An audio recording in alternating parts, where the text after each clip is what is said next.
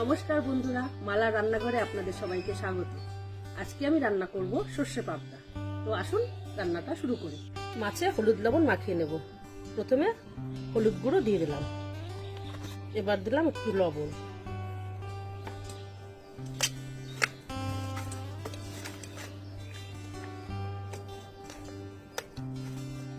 প্রথমে মাছগুলো আমি ভেজে নেব।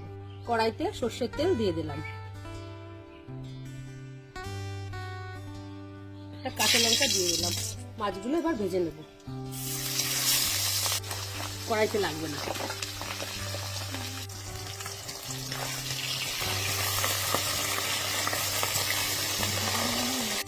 মাছ ভাজাটা তুলে নিচ্ছি। শুকনো লঙ্কা ফোড়ন দিয়ে দিলাম, আর একটু গোটা জিরে দিলাম। এবার একটু পেঁয়াজ বাটা দিলাম,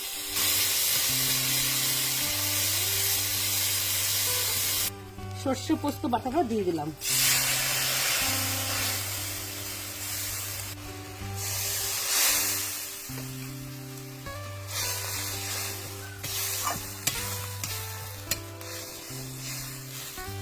এবার একটু হলুদ গুঁড়ো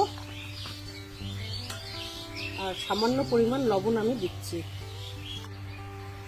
আমি সর্ষে পোস্তর মধ্যে কাঁচা লঙ্কা, একটু লবণ আর একটু হলুদ দিয়ে পেস্ট করেছিলাম। এবার ভাজা মাছগুলো দিয়ে দিচ্ছি, আর একটা কাঁচা লঙ্কা দিলাম।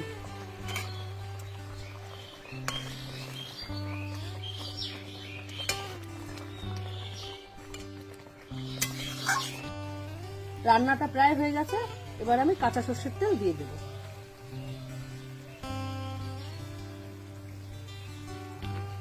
রান্না হয়ে গেছে, এবার আমি একটা পাত্রে নামিয়ে নিচ্ছি।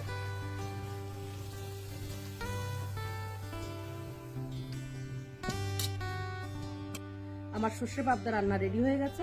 আপনারা এইভাবে বানিয়ে খাবেন, খুব ভালো লাগবে। আজ তবে আসি, দেখা হচ্ছে পরের ভিডিওতে। আপনারা সুস্থ থাকবেন, আনন্দে থাকবেন।